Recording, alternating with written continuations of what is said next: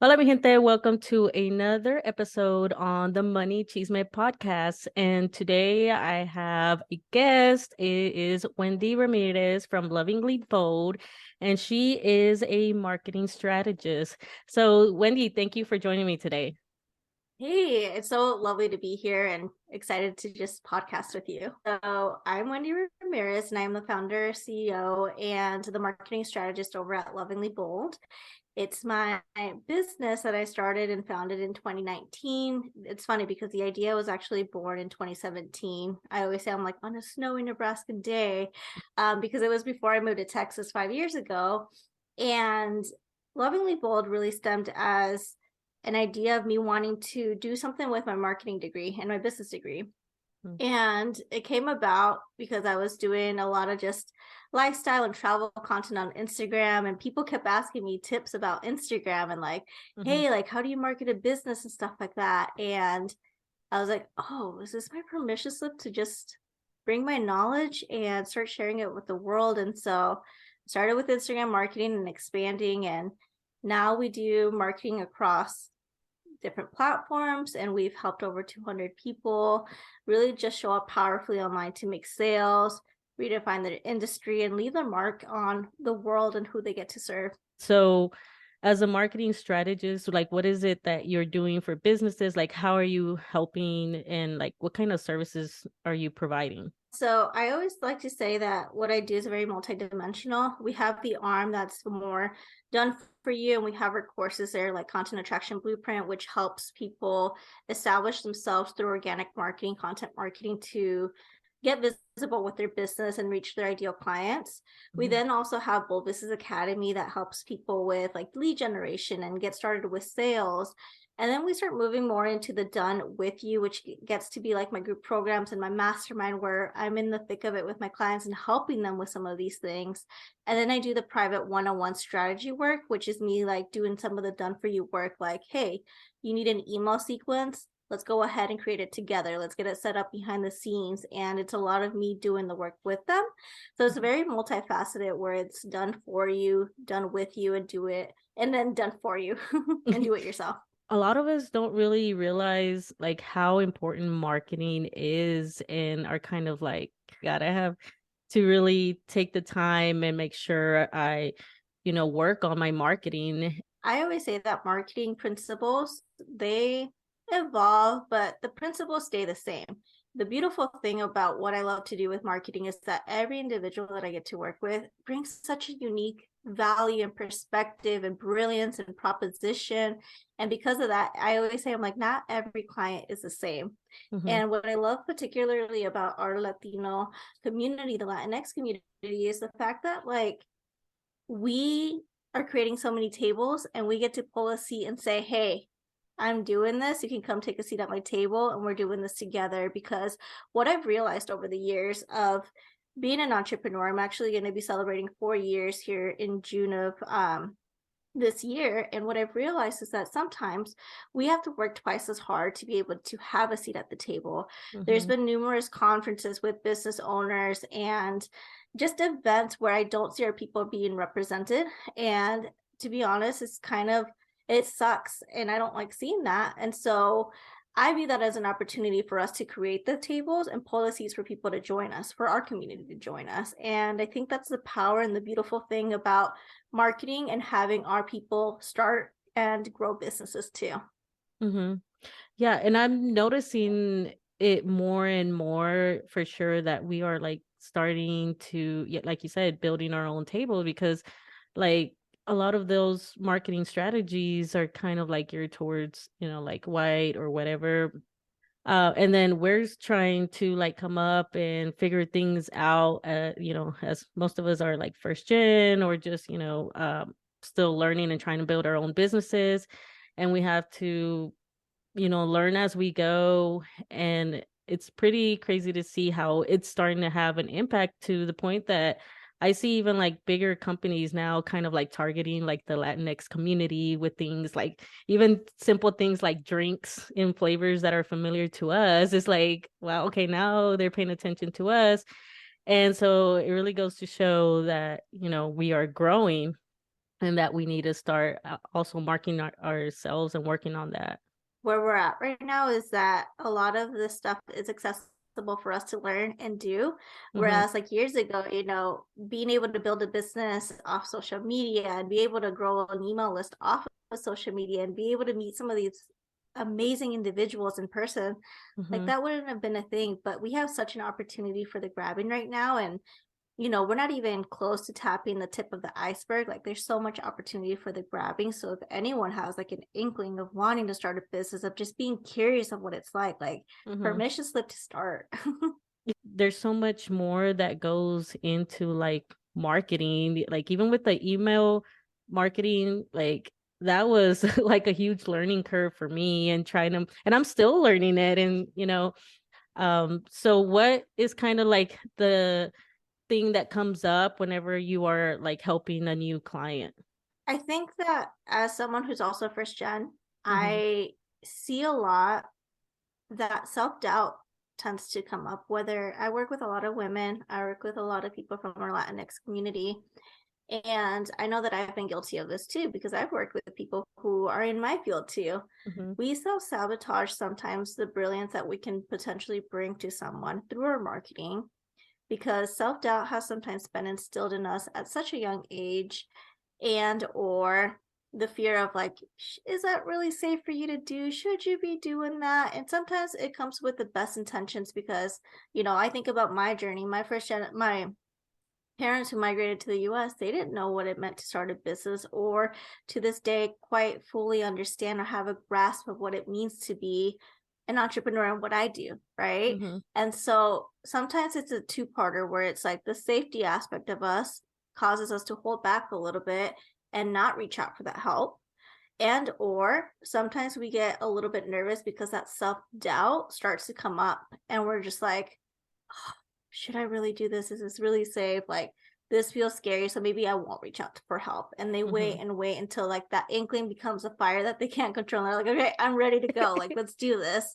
So I think it's both. It's safety and self doubt that is kind of like unveiling the curtain for them. And once they realize, like, whoa, I did not see it from this perspective. Thank you for helping me show up powerfully. Hmm. That's when we start seeing the magic unfold through marketing. That was definitely me, that I was like nervous and kind of like I guess intimidated with all the marketing stuff. And even now as I'm exploring all that and trying to figure out how to come across more, like, I guess more powerful and more confident when I'm posting on my social media and stuff like that. And so we definitely been working on that. And if you don't know who Wendy is on Lovingly Bold, you host a monthly, like, the lattes and leadership. So, tell us about your monthly meetup. Lattes and Leadership. It's a monthly community meetup. It's a passion project that really extended from a point of me feeling lonely in my business. Yeah, like it gets to be lonely in business if you don't seek other people who are doing the same thing as you, if you don't surround yourself with people, especially with like social media. Sometimes it's a highlight reel, Mm-hmm. and people are navigating real situations in business. It's not always high highs. Sometimes there's low lows. And when I started Lattes and Leadership back in 2022, it was like June. I was coming it from a perspective of like, wow, I am feeling a little bit lonely, and I'm having these conversations with these business owners who are also feeling lonely.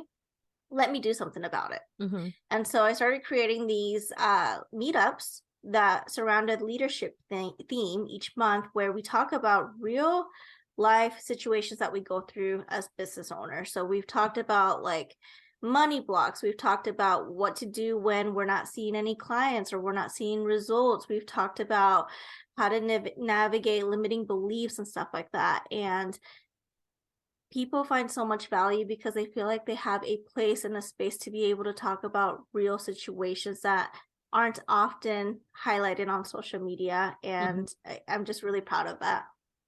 Yeah, it definitely. We just had one yeah, last Friday, right? And we it's just so awesome to see, like, other entrepreneurs, other women, just like and it makes you just realize that, yeah, you're not.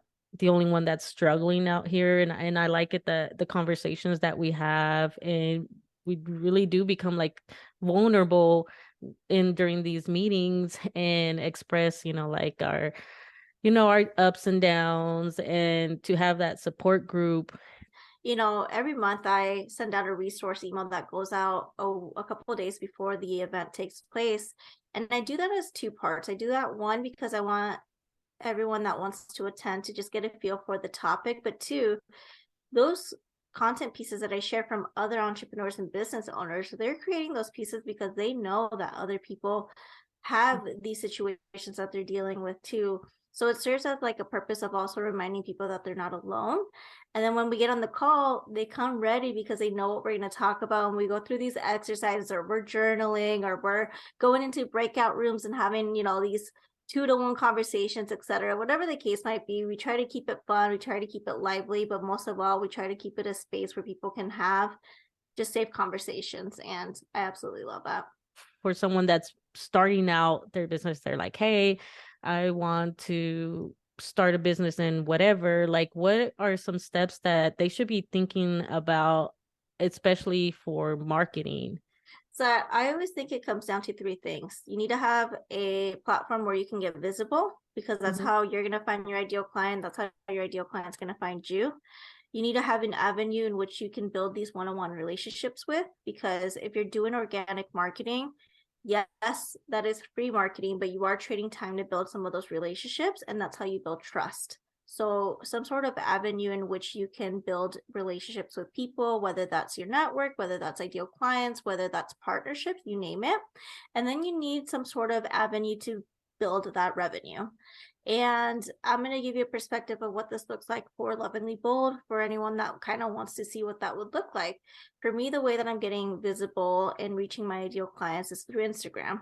Mm-hmm. And through Instagram, the way that I'm building relationships is through my one-on-one conversations in the DMs, through email marketing, through my events like Lattes and Leadership. And then my revenue primarily comes from my email marketing, because I'm constantly reaching ideal clients there. They've opted in, raised their hand saying, hey, I want to learn more from you. I want to continue being your community. So they opted into the email list, and through that, we have funnels and emails that are automated that reach them. And that's how we're driving revenue alongside with Instagram stories too. I feel like when people see you show up on social media and they can hear you and they can see you, they feel like they know you, and they do, because they're having those one-on-one conversations with you. That video marketing tends to be such a good revenue driver for business too. So Instagram stories and email marketing tend to be the revenue driver as well. Originally, I ended up kind of doing where it's like TikTok, building a base, and then it drives people to Instagram that are kind of like want to know more or get to know me. And so I've started seeing that as Instagram, and I'm trying to build those relationships on Instagram because it's easier over there for sure. And then hopefully drive them to the email marketing to also start, building some revenue. And we all do it. I've been there. I try to be everywhere at once. Like when I first started at a Facebook group, I was on YouTube. And you know what? Like if you are someone who knows that eventually you want to expand your marketing efforts, go ahead and secure all your handles across all the platforms. Well, let me be real and honest. When you're a team of one and your main goal is to secure your first couple of clients, get really, really good at one platform and double down on it, so that way you can book out those clients. Because if you're everywhere, your time and energy is going to be spread out too. And what that does is, instead of building momentum because you're showing up consistently, is you fall off that momentum because you're like, oh my gosh, this is getting to be too much.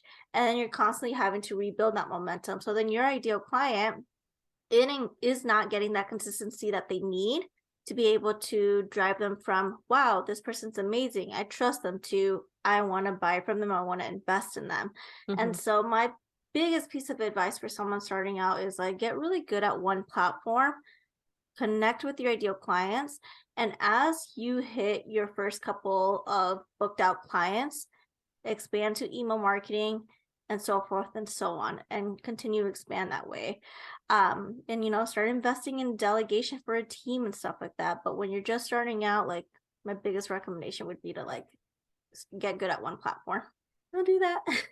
That was me. Like, it's funny because that was me with everything, and it was so crazy because I definitely worked harder than smarter because I was trying to, like I have the blog and all the, and was starting the podcast, and then I was doing TikTok and Instagram, and then I was like trying to find topics for TikTok and a topic for the podcast and the topic for the blog, and I'm like, why am I having like five different topics, and that means I have to do five different things of content, and like I'm stressing myself out versus switching to like just focusing on one topic for that week, and that's what my TikTok is going to be, which is going to be like repurposed from, like, for example, this podcast. Yeah. And listen, I'm a marketing strategist, and people are like, wait, so you're telling me not to get on all the platforms and do all those things? I'm like, yes, that's exactly what I'm telling you not to do, because you're a team of one. And we got to prioritize sales too, because we're business owners at the end of the day. Like, what's all the marketing if there's no sales to show for it? Right. So you got to prioritize both of them, because we're business owners, and as savvy business owners, your marketing needs to balance your sales, and that, and vice versa too. So like, as a marketing strategist, I promise you can double down on one platform, get those sales, and then expand outward from there. Yes. And speaking of, like, another thing that, I had to learn was because you're thinking marketing means like more followers, and so you're thinking about like, oh, I need to build followers, and like that's not necessarily like the case to convert to sales. So like you could have like 10,000 followers but not get any sales versus just have like 100 followers and then you're getting consistent sales. Well, here, let me tell you a story. So when I was in the travel sphere and creating more of that lifestyle blog, my account was at 12,000 followers on Instagram at one point. A lot of people don't know this. And I was struggling to make sales. One, because a lot of those followers were not ideal clients. So when I made the pivot to speak on more Instagram marketing and just marketing and business in general, none of those people were ideal clients. Like, you could go back to 2019, maybe even 2019, maybe even 2020, and you'll see that some of my posts were getting 300, 400 likes, because I was posting content that was more inspirational, aspirational, travel, lifestyle. Flash forward to now, of course, the algorithm has been kind of shaky and wonky, but let me tell you, like, those likes did not pay my paychecks back then. Those likes weren't doing anything for the business. So when people get caught up on followers, I'm just like, the numbers aren't necessarily going to be a reflection of how many sales you're going to make, because I have forced unfollowed thousands of followers to get to my number now, which I think is like 2,000 some followers, from 12,000 up to that number. And let me tell you, the business has generated multiple six figures. So don't get so caught up on the numbers. Instead, double down on, one, making sure that you're communicating what you have to offer, for who and how this is going to transform them. So sales communication, and double down on building those relationships. It's really what it comes down to. So I share that from my own experience, because I know a lot of people get caught up with the number. And as someone who has had that number, I can tell you firsthand experience, it's not as glamorizing as glamorous as what you think it really is at times. The idea that, hey, you need to figure out who you are talking to and your ideal client. Yeah, no, I agree. I feel like if you speak to everyone, sometimes you end up speaking to no one, or you start attracting an ideal client that you're just not really passionate to show up for, right? That's not meant to be for you. And so I always say, I'm like, if you get very specific on who you are serving, you're going to create a profitable business. If you get specific on who you're serving and what you're serving, profitable business. If you are specific on what you're serving, but the specific who is a little bit vague, you're going to create a profitable business. But the thing is, one has to give. You have to be very specific on either what you're doing or who you're doing it for. And that's how you're going to create profitability in the business. But oftentimes in the space, especially as we're starting out, and I don't poo-poo this, because I feel like you have to start somewhere, and sometimes it's one of the toughest learning lessons to learn. But sometimes people just throw spaghetti at the wall and see what sticks. Mm-hmm. And again, they end up working with clients that maybe they didn't enjoy working with, or they start attracting um people who aren't seeing results. And you have to be very mindful of that too, because your reputation, the long-term reputation of your business matters. People speak, and the advocacy, you want it to be something that runs like a well-oiled machine, meaning Mm-hmm. what are people saying about on behalf of your business? That matters. And so a lot of people don't like to take time to do the market research for ideal clients, which for me, I'm like, I love market research. Give it to me. I still do it to this day. And I say, I'm like, start there. Start there, because when you do research and get to know your ideal client, you understand what it takes when it comes to marketing and communication via sales to get them to say, I want to work with you. So taking that step to do your market research so you can communicate to your ideal client is definitely an important step that it might be like boring or tedious or whatever, but you have to do that to lay the foundation so yeah, you can have a successful business. Yeah. And I want to make this super tangible for the audience listening too. So it's like you can do market research on posts just by asking questions that you need guidance or answers to. I do market research in my onboarding forms. I do my intake forms, and I gather so much data from my ideal clients that way. I do it in my questionnaires, in my offboarding forms. Like once you start growing and you start dialing in on those things, the market research is ever coming to you, because you're constantly, well, I always say, I'm like, your ideal client is constantly evolving. And because of that, you are constantly evolving as a business owner too. So it's like, don't feel like market research is something that you have to, it's not like back in the day where you have to sit down and do a focus test with a group of Mm-hmm. people that are random. And like, that's not how it is nowadays. It's so accessible now. Like you can just simply create a form on Google Forms for free of 10 questions and ask a couple of people that are watching your stories if they'll take it. I've done Starbucks gift cards in exchange for those forms too, just to give someone a reason to want to do them and be super transparent and open in the process too. And let me tell you, like, that market research turns into thousands of dollars in revenue because I took the time to do it. So Mm-hmm.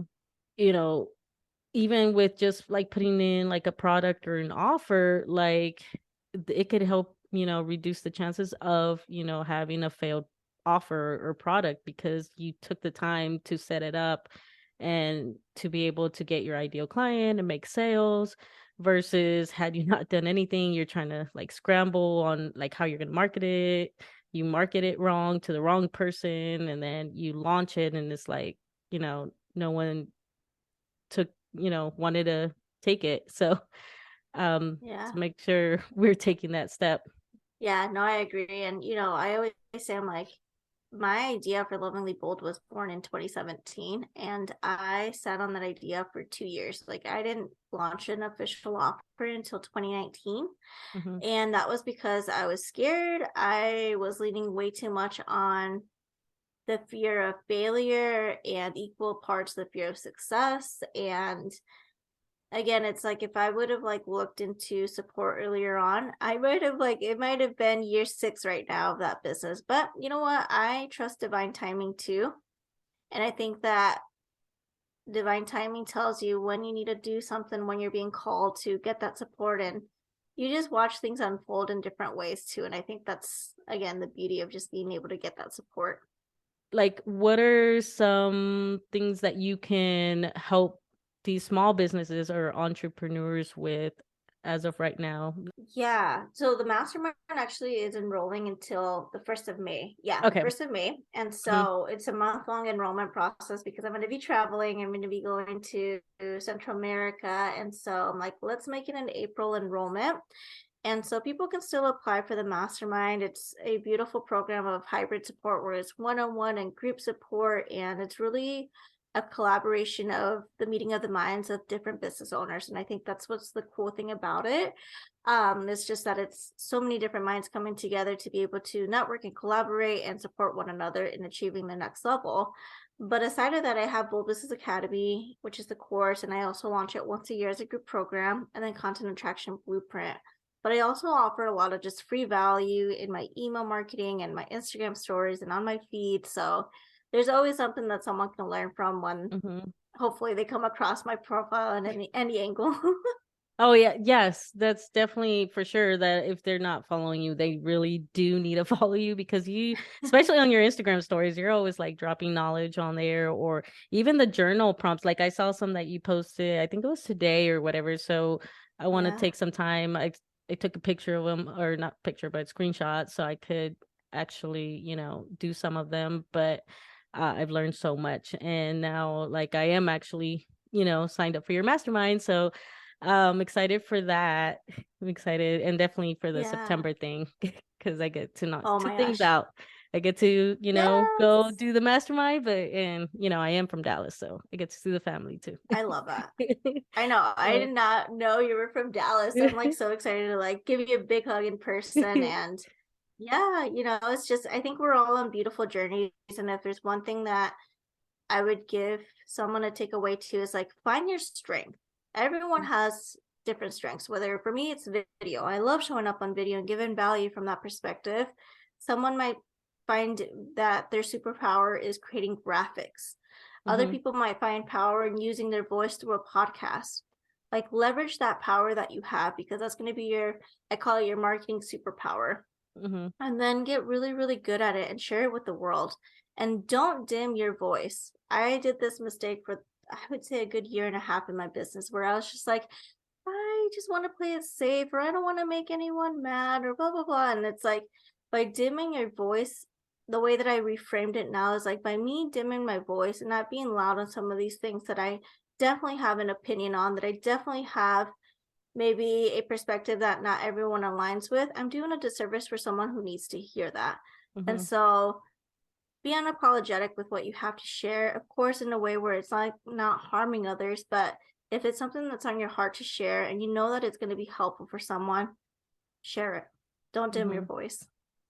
Yeah, I think that's something that we've all from especially like first gen, like having to learn to do that. And I'm still like working on, reminding myself to not be that timid, like you said, dimming my voice. A lot of us first gens, like we grew up not necessarily being like okay with the permission slip to use our voices how we wanted to.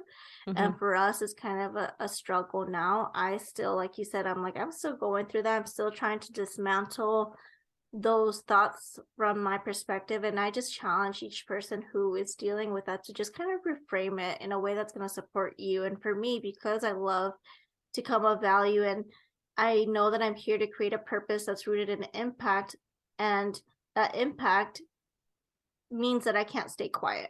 Mm-hmm. It means that I have to get uncomfortable and voice that, right? Because I know that someone out there might need to hear it. And that's how I personally have been able to reframe it. But I challenge whoever's listening, like find that reframe that's going to motivate you to challenge yourself to use that voice even louder. Mm-hmm. Yes, great conversation today, especially on the marketing strategy side.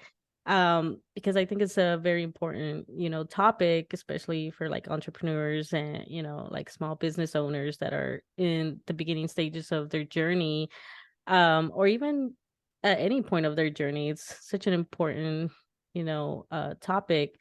So where can they find you? Yeah, so you can find me on any social media platform at Lovingly Bold, but I'm primarily active every single day on Instagram. Oh, yes, she definitely is active on Instagram. It's always like, oh, it's awesome. Well, thank you so much for, being a guest on my show and, sharing your experience and your knowledge. And definitely going to put your socials and other information down in the description. So make sure that those listening, check her out. But other than that, any last words? Um, no, I'm just really excited. And like, if anyone has questions, my DMs are always open too. Just send me a DM on Instagram and I'm happy to go deeper or answer any questions that come up from you listening to this podcast. Awesome. All right. Well, that is it for this episode, and I will see everyone in the next one. Bye.